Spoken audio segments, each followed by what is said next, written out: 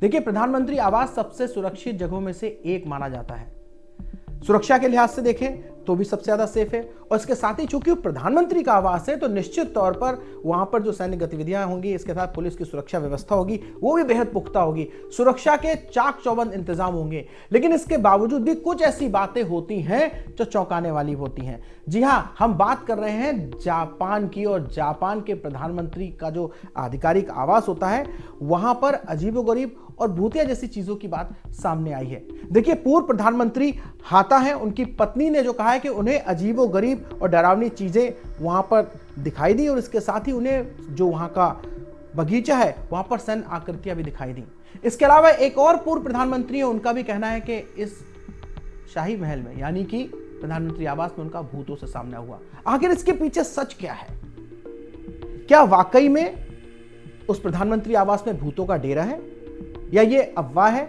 देखिए, हमारा मकसद अंधविश्वास को बढ़ावा देना बिल्कुल भी नहीं है, लेकिन पूर्व प्रधानमंत्री या उनकी पत्नियों ने जो दावे किए हैं, इसके अलावा जो गतिविधियां हुई हैं, वो कहीं ना कहीं इशारा जरूर करती हैं कि कोई ना कोई राज तो जरूर छुपा हुआ है। तो क्या है पूरा मामला, तफसील से आपको बताते हैं। 2013 में जब शिंजो आबे प्रधानमंत्री के रूप में अपने दूसरे कार्यकाल में थे, तो सरकार ने एक औपचारिक बयान भी जारी किया था, जिसमें कहा गया था उन्हें भवन में किसी प्रकार की भूतिया गतिविधियों का ज्ञान नहीं है।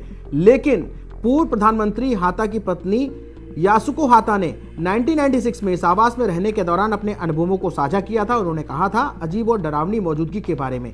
रात के समय बगीचे में सैन्य अधिकारियों की आकृतियों के बारे में भी उन्होंने कहा था। और इसके अलावा एक और पूर्व पीएम है मोरी, उन्होंने कहा था कि उनका इस आवास में भूतों से सामना हुआ। भूतों से जुड़ी कहानी को तब और बल मिल जाता है जब हम बात करते हैं 1932 के विद्रोह के बारे में।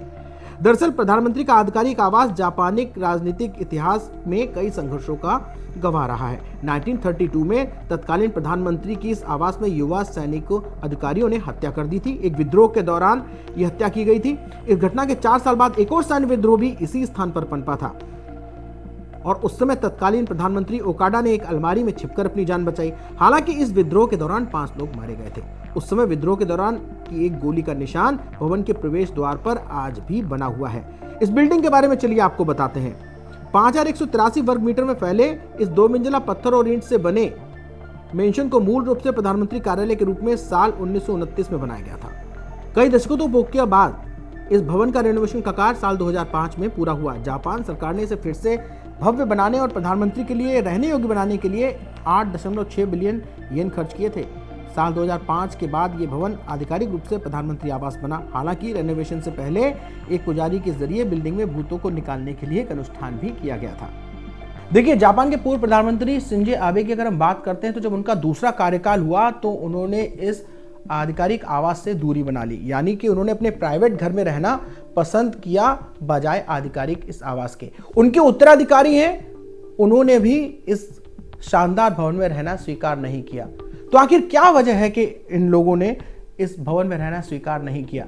कहीं ना कहीं ये जो तथ्य हैं, ये इस घटना को बढ़ावा देते हैं, यानी कि बल देते हैं कि कहीं ना कहीं कोई ना कोई ऐसे तथ्य जरूर हैं जो इस बिल्डिंग को भयावह बनाते हैं। हालांकि अगर एक बात और बात करें, जो कि पूर्व पीएम किशिदा थे, उन्होंने इस परंपरा को तोड़ा जरूर, लेकिन जिस तरह की सैन्य गतिविधियों की बात की गई, सैन्य विद्रोह हुआ, सैन्य आकृतियों की बात पूर्व प्रधानमंत्री की पत्नियों ने कही और भयावह चीजों की बात कही, तो इनसे इनकार भी नहीं किया जा सकता। लिहाजा ये भवन भूतिया है या नहीं, ये तो विवाद का विषय हो सकता है, चर्चा का विषय हो सकता है, लेकिन एक बात तो तय है, जो तथ्य निकल करके सामने आए हैं वो कहीं ना कहीं बड़े रहस्य की ओर इशारा तो जरूर करते हैं।